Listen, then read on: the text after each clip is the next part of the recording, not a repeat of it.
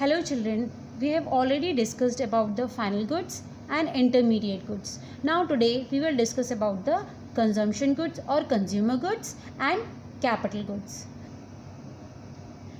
So consumption or consumer goods. They are the goods which are purchased by the households for final consumption or satisfaction of their wants. For example, ice cream or vegetables or car or washing machine, refrigerator, microwave, the soaps, anything which the households purchase in order to satisfy their wants, they are considered as consumer goods. That means they are for the consumption of the general people. So they are considered as consumer goods. So there are four types of consumer goods. The first one is durable good, second one is semi-durable good, then third one is non-durable goods, fourth is non-material goods or services. So let us understand about these types of consumption or consumer goods. The first one is durable consumption goods. They are the goods which can be used for several years.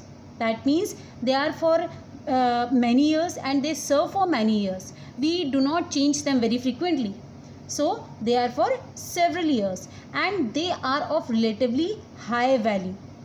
The value of these goods are quite high. For example, TV, car, we know that they are very costly items and we don't purchase them even in 1 or 2 years, and they serve us for many years. So that's why they are considered as durable consumption goods.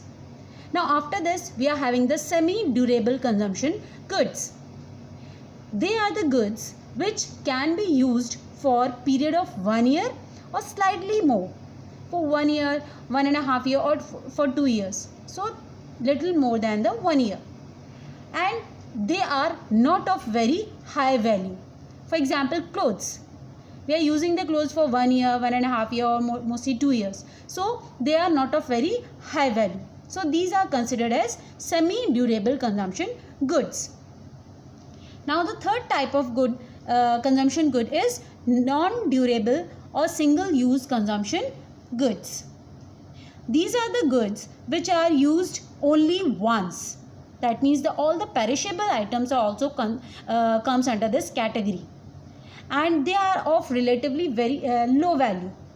For example, bread, butter, ghee, milk and vegetables, all eatable items. So such type of things are considered as non-durable. We can't use them for 2-3 days or week mostly. So they are considered as non-durable or single-use consumption goods. Now after this we are having the fourth type of consumer good, that is services. Services are non-material goods which directly satisfy human wants. That means no physical existence of these services are there, but we used to pay for them. For the services we have to pay. That's why they are considered under consumer goods.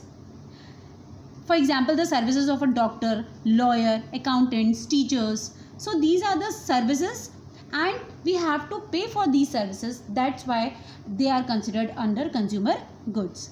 So with this services topic, our consumption or consumer goods topic is finished. Now let us discuss about the fourth type of good, that is capital goods. Now this is the fourth and the last type of good, that is capital goods. Capital goods are the fixed assets which are used by the producers for their production process. For example, plant and machinery.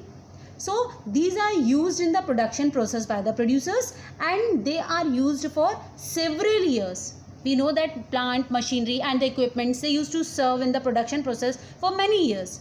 So they are used, capital goods are used for several years and obviously they are of very high value. Capital goods are of very high value. We know that plant, machinery and equipments, they cost a lot and their use leads to depreciation. They are of very high value and because of their continuous use, the loss of value is there because of their wear and tear. because of their continuous use, it leads to depreciation or decrease in value of the fixed assets. So this is called capital goods. Now one fact is there related to capital good, that is all capital goods are producer good, but all producer goods are not capital goods. We already understand what is capital goods. Now let us understand what are producer goods. Producer goods, these are the goods which are used in production of other goods. That means producer goods are the goods which are used by the producers for the further production process. So they are called the producer goods. And actually there are two types of producer goods. The first one is raw material and the second one is fixed assets.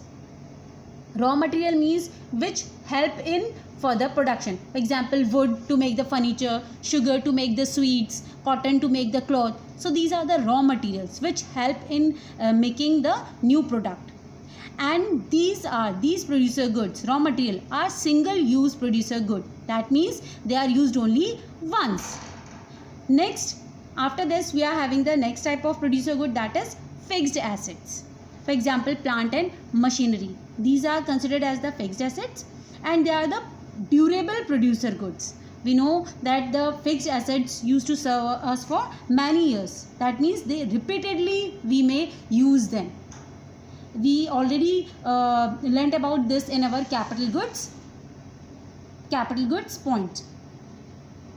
Now one fact is there. Fixed assets, they are actually the producer good. That means they are used by the producer and they are also a capital good. That means fixed assets, we know there is a characteristic in capital goods that they used for several years. Fixed assets we are using for several years and they are of very high value. We know plant and machinery is of very high value. It leads to depreciation. We used to charge depreciation on fixed assets. So all the characteristics of capital goods are fulfilled. That means fixed assets are capital goods along with the producer good. Now let's move towards raw material or the other type of producer good. In this we know that it is single use producer good. That means here it is a producer good but it is not a capital good because we are not able to use them for many years. It is only single use, so it is not a capital good. Hence we can say that all capital goods are producer good but all producer goods are not the capital goods.